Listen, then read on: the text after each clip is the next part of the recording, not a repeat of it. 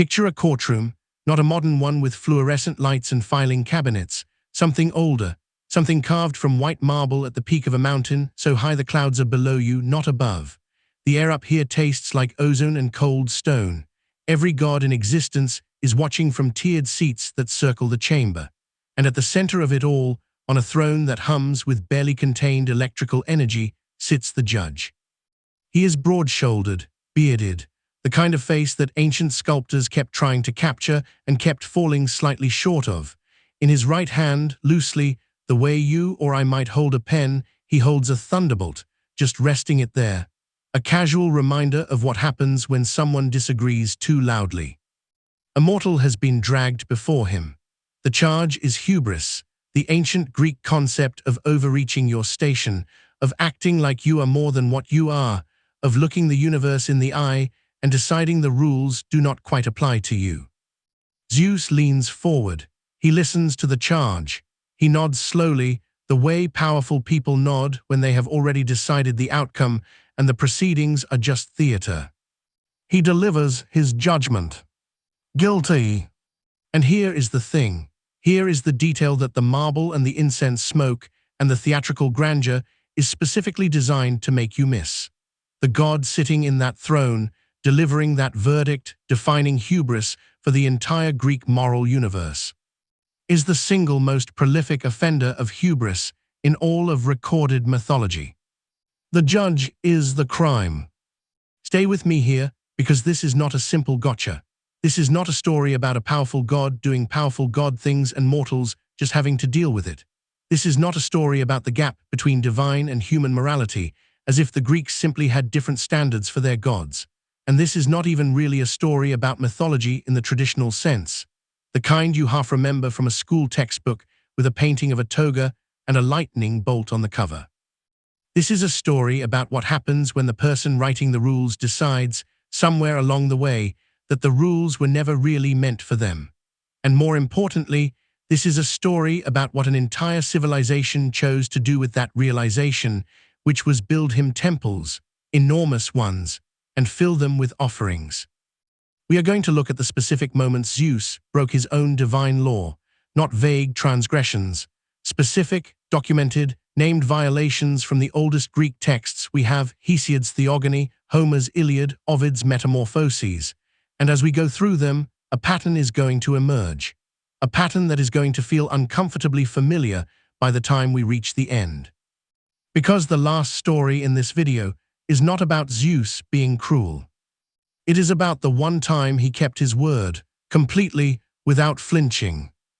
There is one oath in all of Greek mythology that even Zeus cannot break. An oath sworn on the river Styx, the dark boundary between the living and the dead, the one cosmic force even the king of gods fears to defy. To swear by the Styx and break that oath was to invite a punishment so severe that even immortal gods would be struck senseless and silenced for a year. We will get to the one time Zeus kept that oath. And you will wish he had just lied. Let's start with a woman named Io. You need to understand who Io was before we get to what happened to her, because the context makes the whole thing significantly worse.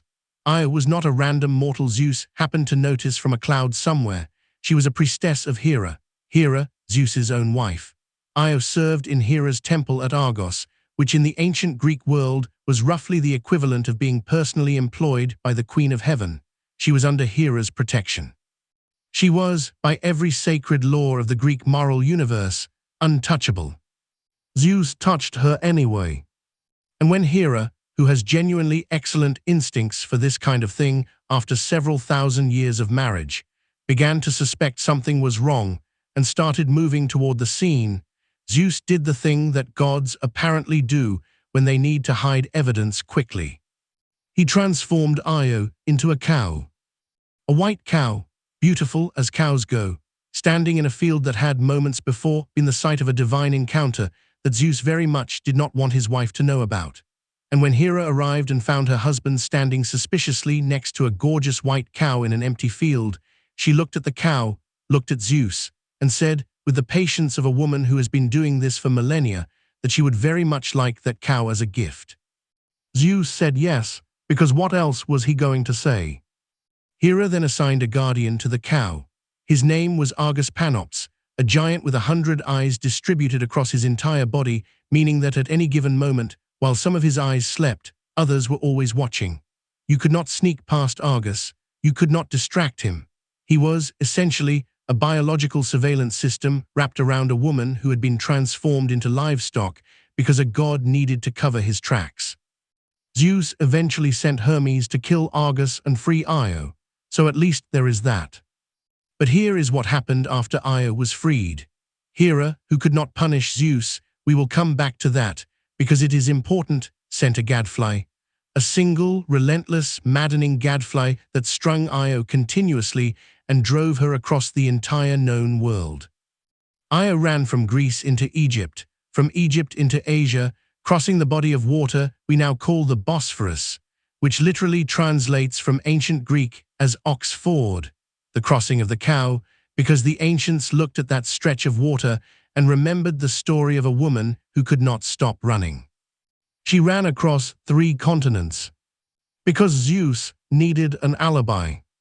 Io's story ends, eventually, in Egypt, where Zeus restores her human form and she gives birth to his child on the banks of the Nile. The ancient sources treat this as a relatively happy conclusion. The woman spent an indeterminate amount of time as a farm animal, was guarded by a 100-eyed monster, and then chased across the entire ancient world by an insect. But she got her human body back at the end, so. Let's talk about Ganymede. Ganymede was a Trojan prince. Homer describes him in the Iliad as the most beautiful mortal alive, the kind of beauty that made even the gods stop what they were doing and look twice. He was tending his father's flocks on the slopes of Mount Ida when Zeus noticed him. Zeus transformed into an eagle. Not a large, impressive, kingly eagle in the way you might be imagining. A massive divine eagle that descended from the sky without warning onto a hillside where a young boy was doing his job, minding his own business, probably thinking about lunch. And that was it for Ganymede's life on Earth. He was taken to Olympus to serve as the cupbearer of the gods, essentially a divine servant whose job was to pour nectar at divine banquets for eternity. His entire family, his entire future, his entire existence on the mortal plane, gone, replaced by an administrative role in a palace made of clouds. His father received horses in compensation. Divine horses, admittedly, exceptionally good horses by all ancient accounts, but horses. And here is where this story has to pause for a second and just acknowledge the thing the ancient texts are dancing around without quite saying directly. The Greek word used in several ancient sources to describe Ganymede's role is not simply servant. The relationship between Zeus and Ganymede became, in ancient Greek culture, the mythological template for a specific social institution. And that institution, by our modern moral standards, is not something you look at neutrally. The Greeks did not look at it neutrally either, exactly, but they also built statues of it, painted it on pottery, integrated it into their cosmology as simply the way things worked when a god decided he wanted something. Because when Zeus wanted something, there was no process, no appeal, no divine court where you could file a complaint against the king of the gods himself. There was just whatever Zeus wanted. Now, before we go any further, I want to point out something specific about Zeus's divine portfolio, because it is relevant. Zeus had several sacred domains, areas of divine law he was personally responsible for upholding across the mortal and divine worlds. One of the most important was called Xenia. The ancient Greek word xenia, exenia, means the sacred bond of hospitality between a host and a guest. It was not a suggestion, it was not a cultural preference. Xenia was one of the foundational moral laws of the ancient Greek world. You welcomed travelers, you fed them, you protected them under your roof. And they respected your household in return. The violation of Xenia was considered one of the gravest moral offenses a person could commit. Zeus was literally called Zeus Xenios, Zeus the protector of guests. This is the same Zeus who, in multiple ancient sources, disguised himself as a traveling guest and entered households specifically to pursue the women living inside them. The god of hospitality violated the sacred law of hospitality, repeatedly, using the disguise of a guest, the exact role he was supposed to protect, as a method of access. There is a version of this where you could argue Zeus simply existed above the law in the way ancient kings existed above the law, and the myths are just reflecting that political reality back at us.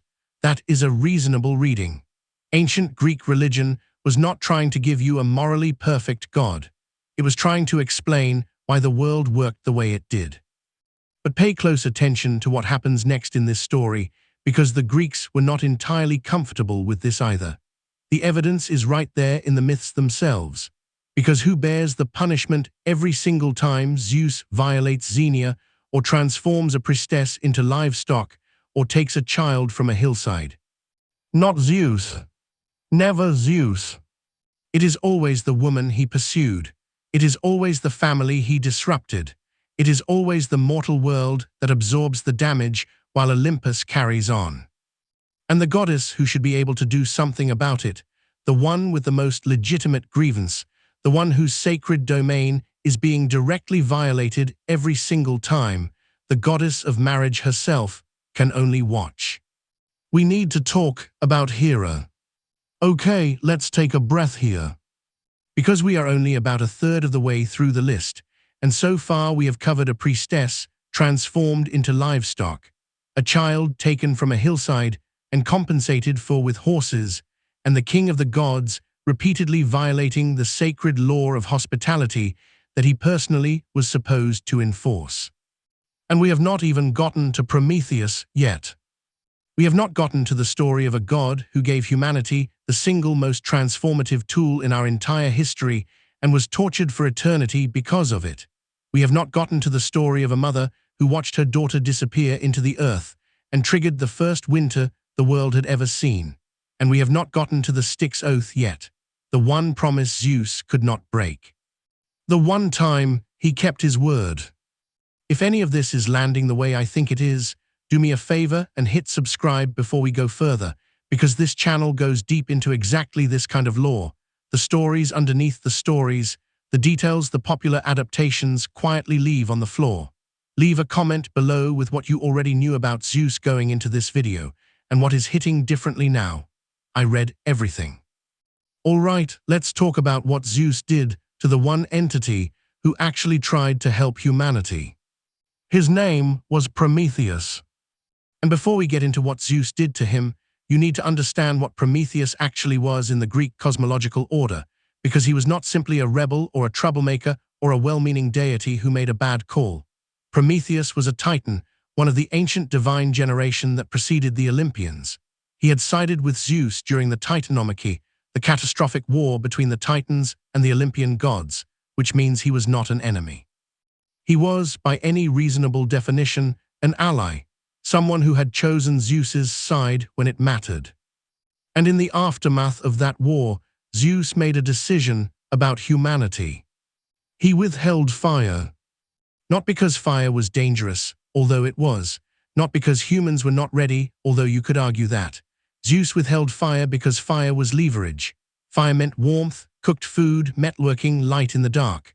Fire meant humans could survive harsh winters, build cities, develop technology, stop being entirely dependent on divine goodwill just to make it through a cold night. Fire was the difference between humanity as a desperate, shivering species that needed the gods for everything, and humanity as something that could begin, slowly, to take care of itself.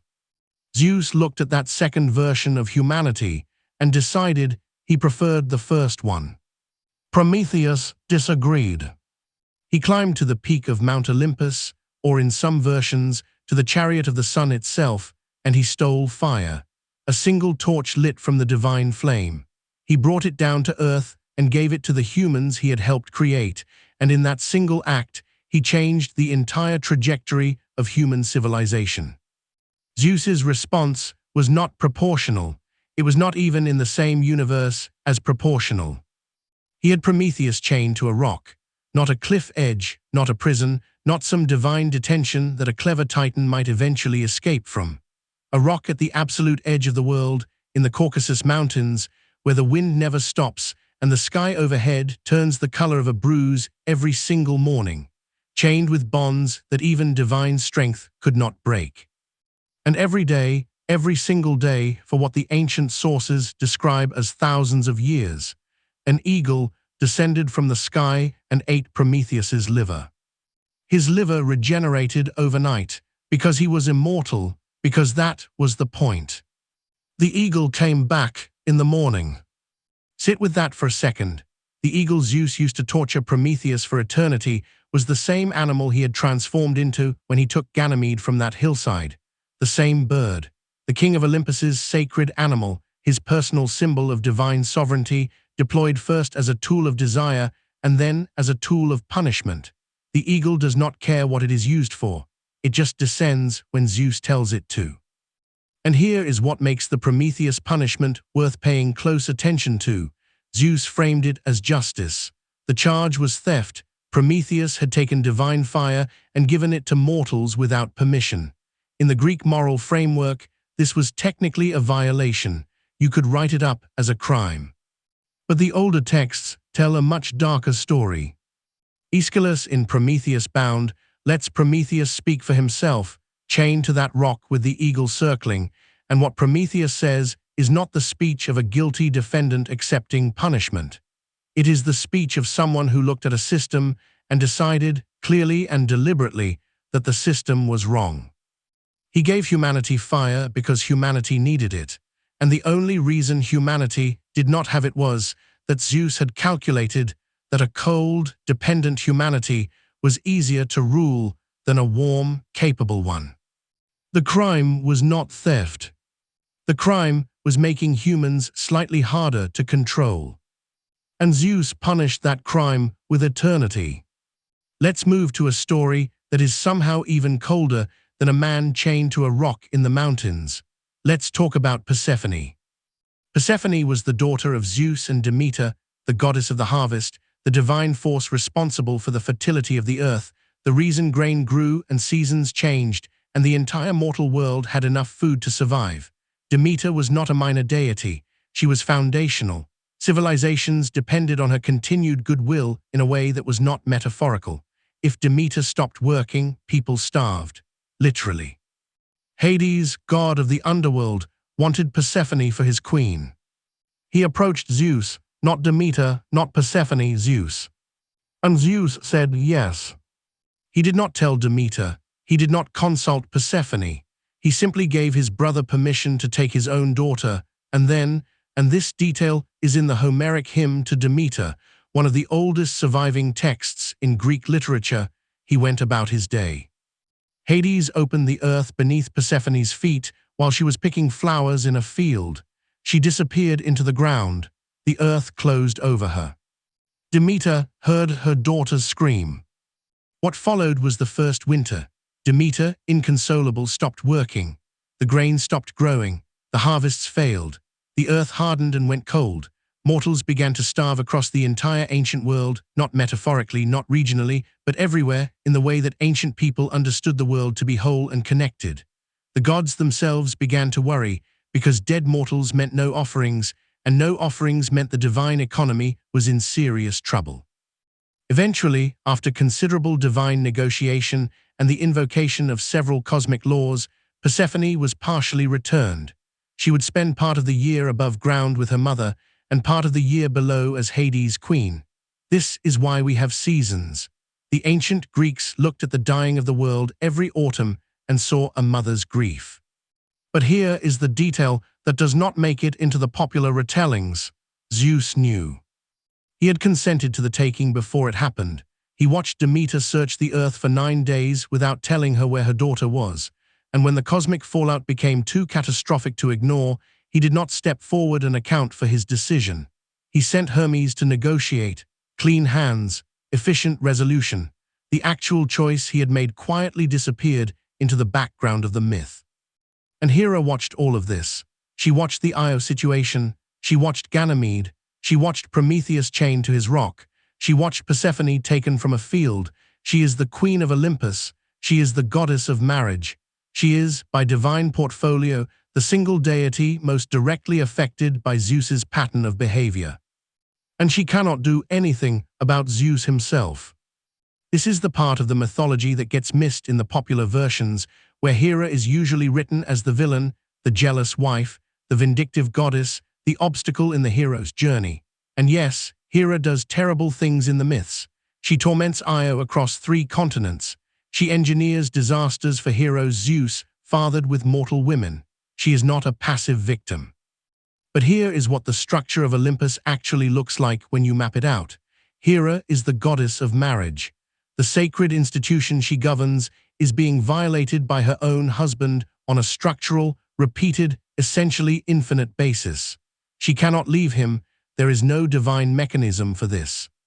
She cannot punish him. He is literally more powerful than she is, and the one time she joined a conspiracy against him in the Iliad, he hung her from the sky by her wrists with anvils attached to her ankles as a demonstration. She cannot appeal to a higher authority. He is the higher authority. So she punishes the women, because the women are punishable, and Zeus watches this happen and does not stop it, because Hera's punishments serve a secondary function. They clean up the evidence. A woman tormented across 3 continents is a woman who is not at Olympus making claims. A hero driven mad is a hero who cannot tell his story. The system is not broken. The system is working exactly as designed. And the person who designed it is sitting on that marble throne, holding that thunderbolt loosely, listening to charges of hubris against mortals who had the nerve to act like they were above the rules. We are almost at the Styx oath now. But first, I need to tell you about a mortal woman named Semele, and the single most devastating thing Zeus ever did, not out of cruelty, not out of calculation, but out of the one thing no one in this story expected from him. Honesty. Semele was a princess of Thebes. Daughter of Cadmus, founder of the city, descended from a lineage already tangled up with the divine in ways that never ended well for the mortals involved. She was young. She was, by ancient accounts, extraordinarily beautiful, and at some point Zeus noticed her. He visited her, not as an eagle this time, not as a bull or a swan or a shower of golden rain. He came as himself, or at least, as a version of himself that a mortal could survive being in the same room with. A man, broadly speaking, with the kind of presence that made the air feel different when he walked in. They had an affair. Semele became pregnant. And then Hera found out. Hera had been through this before, many times. She knew exactly how this particular story went. She knew what Zeus had done, and she knew, as she always knew, that she could not confront Zeus directly. So she did what she had learned to do across several thousand years of a marriage that was essentially a masterclass in institutional betrayal. She changed her face. Hera disguised herself as an old woman, a nurse, the kind of warm, harmless, grandmotherly figure that a young pregnant woman might confide in. She found Semele and she sat with her and she listened. And then, very gently, very kindly, she planted a seed. "How do you know?" Hera asked, in the voice of a concerned old woman who only wanted what was best for this lovely young girl, "that the man visiting you is actually Zeus. Anyone can claim to be a god. How do you know he is not just a man telling you what you want to hear?" Semele had not thought about this. She thought about it now. And here is the hinge point of the entire story. What Hera did was not simply cruel. It was strategically precise. She did not tell Semele to confront Zeus. She did not give her a weapon or a plan. She just introduced a single question into the mind of a woman who was carrying a god's child and had no way to verify anything she had been told. A question that, once planted, could not be unplanted. "How do you know?" The next time Zeus visited, Semele asked him to swear an oath. Not just any oath, the oath. She asked him to swear by the river Styx, the dark, cold boundary between the living and the dead, the one cosmic force in the Greek universe that even Zeus could not override. To swear by the Styx was to make a promise that the universe itself would enforce. Gods who broke Styx oaths were struck insensible, stripped of their divine breath, and silenced for a full year, cut off from ambrosia, from nectar, from the divine energy that sustained them.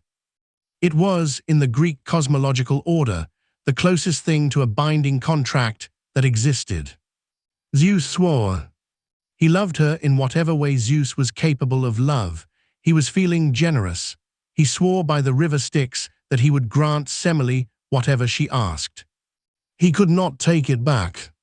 The ancient Greeks understood this at a cellular level. The Styx oath was not a legal technicality. It was a cosmic law woven into the fabric of reality itself.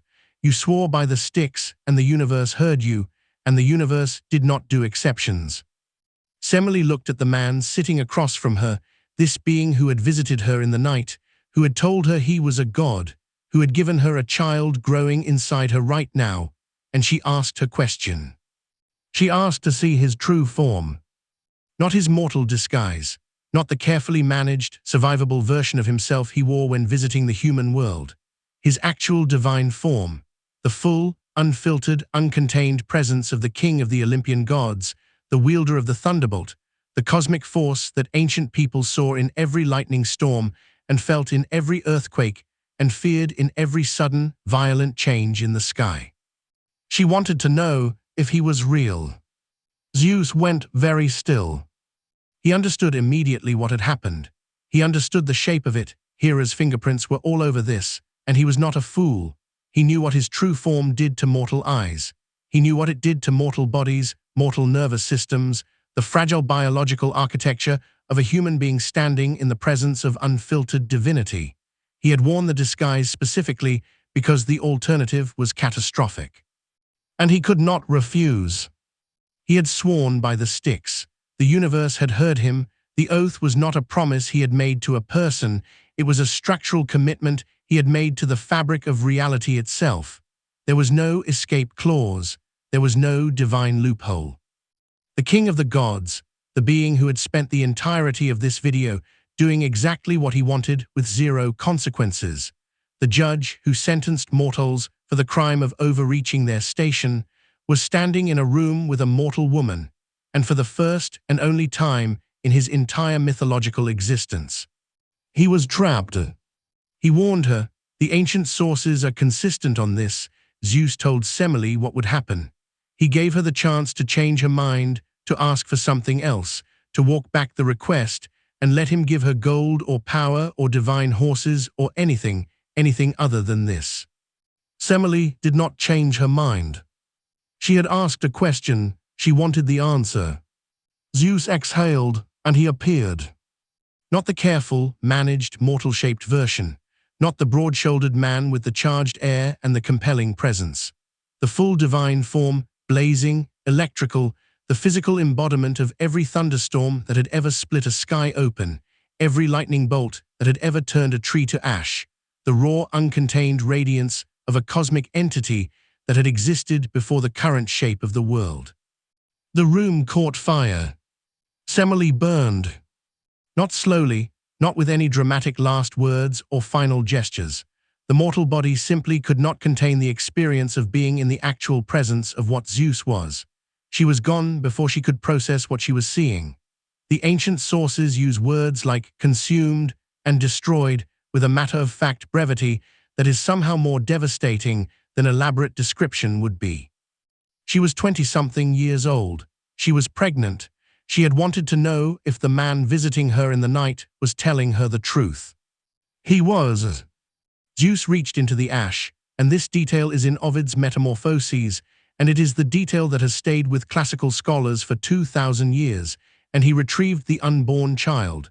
Dionysus, god of wine, god of ecstasy, god of the boundary between civilized order and primal chaos. Zeus sewed the infant into his own thigh and carried him to term himself.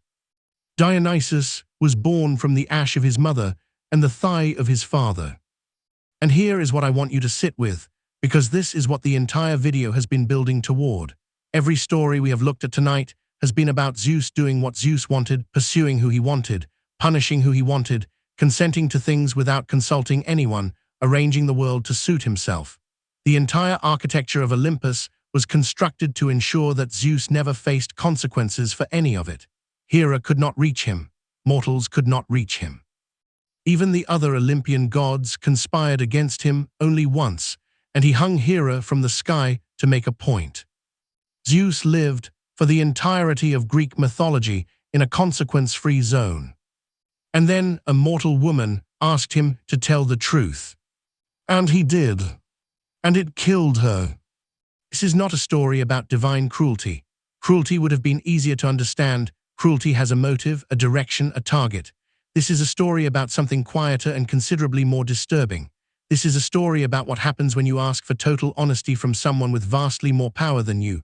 Not malicious power, not even deliberately cruel power. Just more than you can hold. More than the space between two people in a room was designed to contain. The Greeks understood this pattern. They saw it in the relationship between mortals and gods, between citizens and kings, between the individual and the institutions that organized their world. There are versions of the Semele story in every era of human history. The person who asks the institution to account for itself and receives, in return, the full unfiltered weight of what the institution actually is. The person in a relationship with someone more powerful who finally demands to see the truth and discovers the truth is not something designed for human survival. Semele did not die because Zeus lied to her. She died because he stopped. So let's land this. We have looked at Io, transformed into livestock and chased across 3 continents because Zeus needed an alibi. We have looked at Ganymede, taken from a hillside and compensated for with horses. We have looked at Prometheus, tortured for eternity because he made humanity slightly harder to control. We have looked at Persephone, traded without her knowledge or her mother's consent, triggering the first winter the world had ever seen. We have looked at Hera, the goddess of marriage, structurally trapped inside a system that punished everyone except the person causing the damage. And we have looked at Semele, who asked for the truth and received it completely. Here is what I think these stories are actually telling us, because I do not think the Greeks were simply cataloging divine misbehavior for entertainment. I think they were doing something considerably more sophisticated. 3 things, specifically. The first is this. The ancient Greeks did not worship Zeus because they thought he was good. Read Hesiod, read Homer, read the Homeric hymns. Nowhere in the oldest surviving Greek texts is there a sustained argument that Zeus is morally virtuous in the way that a modern religious tradition might argue their deity is virtuous. Zeus is worshipped because he is powerful. Because the thunderbolt lands where it lands, and the only reasonable response to that fact is to build him a temple and hope he is in a decent mood. The ancient Greek word themis, Themis, means divine law, the sacred order of the cosmos.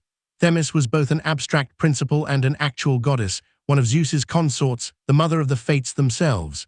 Zeus was supposed to be the embodiment of Themis, the living expression of cosmic order made divine.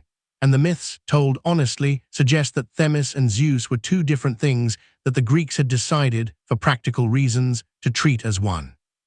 That gap between the law and the lawmaker, between what power is supposed to represent and what it actually does, that gap is not a Greek problem. You have seen that gap. You live near it. Most of us have spent significant portions of our lives navigating around it.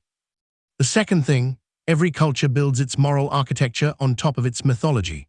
The Greeks built a civilization, philosophy, democracy, the foundational concepts of Western justice, on top of a cosmology where the supreme being was structurally exempt from the rules he enforced on everyone else.